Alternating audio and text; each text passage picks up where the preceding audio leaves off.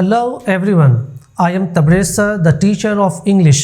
English new learners के लिए हम लेकर आए हैं बेसिक ट्रांसलेशन, जिसमें हम आपको सिखाएंगे सिंपल सेंटेंसेस इंग्लिश में किस प्रकार बनाया जाता है।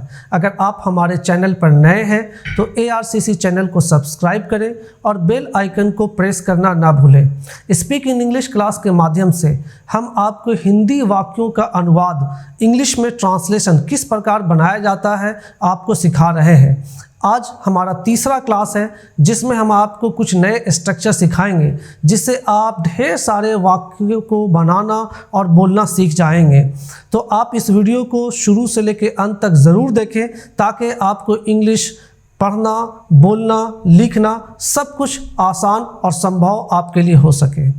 इससे पहले कि हम अपनी क्लास को स्टार्ट करते हैं, हम फर्स्ट 2 मिनट्स कुछ बेसिक कॉन्सेप्ट और बेसिक रिवीजन कंप्लीट करते हैं। डियर स्टूडेंट्स, पिछले 2 वीडियोस क्लासेस में मैंने आपको वर्ब टू बी के बारे में बता रखा है कि इज, एम, आर, वाज, वर और बी, बीन और बीइंग ये वर्ब टू बी के उदाहरण हैं। वर्ब टू बी किसे कहते हैं? Which helps the main verb, जो मेन वर्ब की मदद करता है। ये मेन वर्ब के साथ भी प्रयोग किया जाता है और बगैर मेन वर्ब के भी प्रयोग किया जाता है, जिसे हमने पिछले क्लासेस में आपको समझाया था। Dear student, is, am, are ये प्रेजेंट फॉर्म है और वाज, वर ये वर्ब टू बी का पास्ट फॉर्म है। सवाल ये है कि क्या इसका फ्यूचर फॉर्म भी होता है? तो इसका जवाब है नहीं, इसका कोई भी फ्यूचर फॉर्म नहीं होता है। तो फिर हम फ्यूचर वाक्यों को, फ्यूचर सेंटेंसेस को किस प्रकार बनाएंगे? डियर स्टूडेंट्स, तो इससे पहले हम एक और कॉन्सेप्ट को समझते हैं। आप जानते हैं कि वर्ब के 5 रूप होते हैं, वर्ब के 5 फॉर्म्स होते हैं, यानी V1, V2, V3, V4 और V5। V1 को प्रेजेंट फॉर्म कहा जाता है, V2 को पास्ट फॉर्म कहा जाता है, V3 को पास्ट पार्टिसिपल फॉर्म कहा जाता है और V4 को प्रेजेंट पार्टिसिपल फॉर्म कहा जाता है और V5 ये वर्ब का SES फॉर्म कहलाता है। डियर स्टूडेंट्स, जिस तरीके से गो का 5 फॉर्म्स होता है, जैसे गो, वेंट, गॉन, गोइंग और गोज, और ये सब के अपने नाम होते हैं, इसी तरीके से वर्ब टू बी के भी 5 रूप होते हैं, जैसे एम और आर ये प्रेजेंट फॉर्म कहलाता है, वाज और वर ये पास्ट फॉर्म कहलाता है, बीन ये पास्ट पार्टिसिपल फॉर्म कहलाता है, बीइंग ये प्रेजेंट पार्टिसिपल फॉर्म कहलाता है और ये इज SES फॉर्म कहलाता है। अगर आप गौर से देखें तो आपको मालूम चलेगा कि ये वर्ब के 5 जो रूप हैं उसमें 2 ही रूप होता है, या तो प्रेजेंट रूप होता है, यानी प्रेजेंट फॉर्म होता है, या पास्ट फॉर्म होता है। इसका फ्यूचर फॉर्म नहीं होता है। तो हम फ्यूचर सेंटेंसेस कैसे बनाएंगे, फ्यूचर टेंस कैसे बनाएंगे? तो आप जानते हैं कि फ्यूचर टेंस बनाने के लिए हम वर्ब के साथ शैल, विल का प्रयोग करते हैं, यानी शैल, विल का इस्तेमाल कर करके हम इसको फ्यूचर सेंटेंसेस का निर्माण करते हैं, फ्यूचर सेंटेंस बनाते हैं, ट्रांसलेट करते हैं। डियर स्टूडेंट, ठीक उसी तरीके से सिमिलरली हम लोग बी के साथ शैल, विल का प्रयोग करेंगे और हम फ्यूचर सेंटेंसेस बनाएंगे।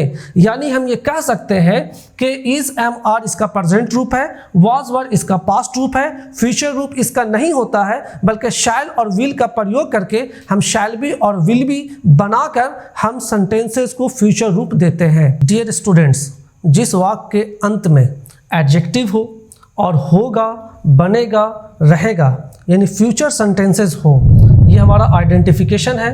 तो इसका रूल क्या होगा, यानी स्ट्रक्चर क्या होगा? तो सब्जेक्ट शैल या विल, उसके बाद बी, उसके बाद एडजेक्टिव। शैल का इस्तेमाल आई और वी के लिए होता है और विल का इस्तेमाल सभी सब्जेक्ट के साथ किया जाता है। डियर स्टूडेंट्स, जैसे हमने एक वर्ड लिया है हैप्पी, खुश, ये एक एडजेक्टिव वर्ड है। अगर हम हिंदी वाक्यों को पहले गौर से ध्यान दें तो मैं खुश रहूँगा या मैं खुश होऊंगा, मैं खुश नहीं रहूँगा, क्या मैं खुश रहूँगा, क्या मैं खुश नहीं रहूँगा, मैं कैसे खुश रहूँगा, मैं कैसे खुश नहीं रहूँगा। यानी एक वाक्य को हम 6 वाक्यों में बदल देते हैं। इन वाक्यों को इंग्लिश में ट्रांसलेट कैसे किया जाएगा? तो आई के साथ शैल, हमने अभी सीखा कि आई के साथ शैल लगाया जाता है, तो मैंने शैल लगाया, आई शैल, उसके बाद बी का प्रयोग किया जाएगा, be, I shall be happy. उसके बाद नॉट कहाँ लगाना है? तो I shall not be happy, shall के बाद नॉट का प्रयोग करना है, I shall not be happy. क्या मैं खुश रहूँगा? तो क्या के लिए आपको शैल बाहर निकाल देना है, शैल आई बी हैप्पी। क्या मैं खुश नहीं रहूँगा, तो क्या के लिए शैल को बाहर निकालना है और आई के बाद नॉट का प्रयोग करना है। Shall I not be happy, मैं कैसे खुश रहूँगा। हाउ, ये WH क्वेश्चन वर्ड है। हाउ, उसके बाद शैल, उसके बाद I. How shall I be happy, मैं कैसे खुश नहीं रहूँगा। How shall I not be happy, मैं कैसे खुश नहीं रहूँगा।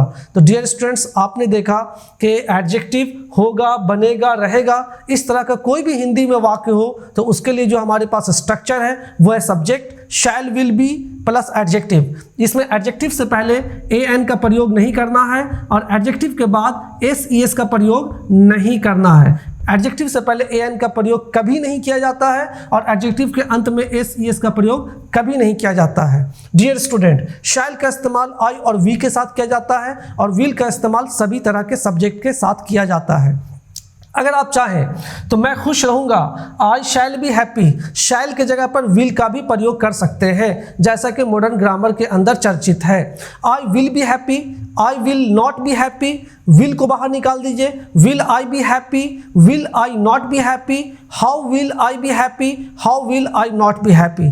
तो इस तरीके से आप किसी भी एक एडजेक्टिव वर्ड को लेकर उसके 6 वाक्य आसानी के साथ बना सकते हैं। हम आपको बोर्ड पर कुछ हिंदी में ट्रांसलेशन देते हैं जिसका आप स्क्रीनशॉट ले लें और कमेंट बॉक्स में उसका उत्तर लिखें। उसके बाद हर एक वाक्य का हम इंग्लिश ट्रांसलेशन बनाएंगे। आप उस ट्रांसलेशन को अपने नोटबुक पर मैच करते जाएं और देखें कि कितना उत्तर आपका सही होता है। अगर आपने 10 वाक्यों में से 6 वाक्य सही बनाए, इसका मतलब कि ये वीडियो लेक्चर जो आप सुन रहे हैं आप समझने में कामयाब हैं और हम आपको समझाने में कामयाब हो रहे हैं। डियर स्टूडेंट्स, स्क्रीन पर ये रहा आपके हिंदी के 10 वाक्य जिसे स्क्रीनशॉट लेकर आपको वीडियो को पॉज कर दें और पहले आप खुद से इसका इंग्लिश में ट्रांसलेशन बनाने का प्रयास करें।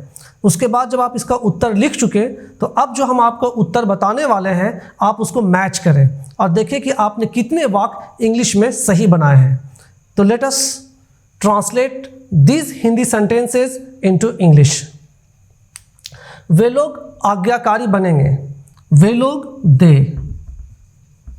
Will be. आज्ञाकारी का क्या होता है? Obedient. They will be obedient, वे लोग आज्ञाकारी बनेंगे। वे लोग आज्ञाकारी नहीं बनेंगे तो हमें नॉट कहाँ लगाना है? विल के बाद। They will not be obedient. क्या वे लोग आज्ञाकारी बनेंगे? Will they be obedient. क्या वे लोग आज्ञाकारी नहीं बनेंगे? Will they not be obedient. वे लोग कैसे आज्ञाकारी बनेंगे? How will they be obedient. वे लोग कैसे आज्ञाकारी नहीं बनेंगे? How will they not be obedient. तो इस तरीके से जैसे एक वाक्य से 6 वाक्य बनाने के लिए आपको सिखाया गया, आपको प्रत्येक वाक्य से यानी 10 वाक्य दिए गए हैं, आपको 6 वाक्य बनाने हैं, यानी कि 60 सेंटेंसेस बनाने का प्रयास करना है। तो यहाँ पर सिर्फ हम आपको एक ही वाक्य बनाएंगे, बाकी 6 वाक्य आपको खुद से बनाने हैं। हम लोग दानी रहेंगे, वी के साथ shall, we shall be generous, we shall be generous, हम लोग दानी रहेंगे। वह भोला भाला होगा, ही के साथ will, he will B innocent. Innocent का मतलब होता है मासूम या फिर भोला भाला। मैं किस्मत वाला रहूँगा, आई के साथ शैल का प्रयोग किया जाता है, I shall be lucky. Lucky मतलब किस्मत वाला। तुम लोग अनपढ़ रहोगे, यू के साथ विल का इस्तेमाल किया जाता है, बी यू विल बी अनपढ़, अनएजुकेटेड, इलिटरेट। मौसम खुशनुमा रहेगा, मौसम का सीजन, विल बी खुशनुमा pleasant, season will be pleasant, मौसम खुशनुमा रहेगा।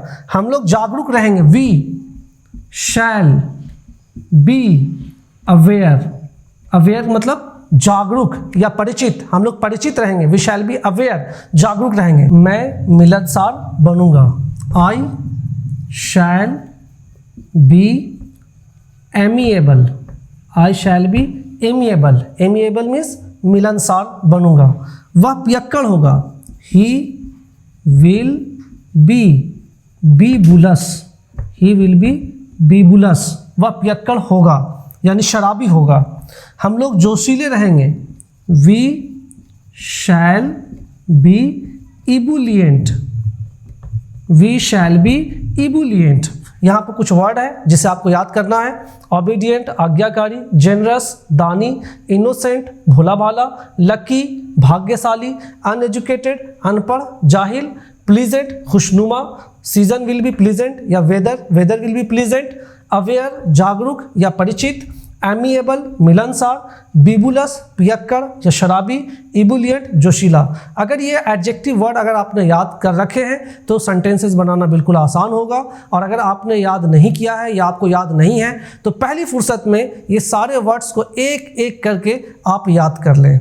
डियर स्टूडेंट्स, इस तरीके से आपको हर वाक से 6 वाक बनाने हैं और हर वाक को आपको बोलने का प्रयास भी करना है। हम 1-2 और आपके लिए अभ्यास कर देते हैं। जैसे अगर हम लोग दानी रहेंगे, ये वाक को अगर हमने लिया तो माइंडसेट ये करना है कि हमें इससे 6 वाक बनाना है। हम लोग दानी रहेंगे, we shall be generous, we shall not be generous, shall we be generous, shall we not be generous, why shall we be generous, why shall we not be generous. एक वर्ड और लेते हैं, जैसे भोला भाला, इनोसेंट, वह भोला भाला होगा, he will B innocent, he will not B innocent, will he B innocent, will he not be innocent, how will he B innocent, how will he not be innocent, so on. इसी तरीके से हम उम्मीद करते हैं कि जो भी वाक्य आपने बनाए होंगे उसको आप मेरी तरह बोलने का प्रयास भी करेंगे। डियर स्टूडेंट्स, हिंदी से इंग्लिश अनुवाद बनाने के बाद, ट्रांसलेशन बनाने के बाद, मैंने कुछ और वर्ड्स आपको बोर्ड पर दे रखे हैं। इसके भी स्क्रीनशॉट ले लें, इन वर्ड्स को याद करें, ताकि आपके पास ज़्यादा से ज़्यादा वोकेबुलरी होगा तो आप ज़्यादा से ज़्यादा सेंटेंस बनाने योग्य होंगे। डिसेंट मतलब सभ्य है, मैं सब रहूँगा, आई शैल बी डिसेंट। ऑब्लिवियस भुलक्कड़, वह भुलक्कड़ होगा, he will B oblivious. Aggressive आक्रामक, हम लोग आक्रामक रहेंगे, हम लोग लड़ाका बनेंगे, आक्रामक या लड़ाका, we shall be aggressive. Annoyed मतलब नाराज, मेरे पापा नाराज होंगे, my father will be annoyed. Stubborn जिद्दी, मेरा भाई जिद्दी बनेगा, मेरा भाई जिद्दी रहेगा या मेरा भाई जिद्दी होगा, माई ब्रदर विल बी स्टबबॉर्न। जिंक्स्ड मतलब मनहूस, गागा बेहुदा, स्लगिस सुस्त, स्टूपिड बेवकूफ़, ग्लूमी उदास। ये कुछ और भी वर्ड हैं जिसके ज़रिए आपको अपने कॉपी पर सेंटेंसेस बनाने हैं और तबरेज़ सर की तरह इंग्लिश बोलने का आपको प्रयास करना है। Thank you very much for watching this video. I hope in the next video you will learn a lot of things.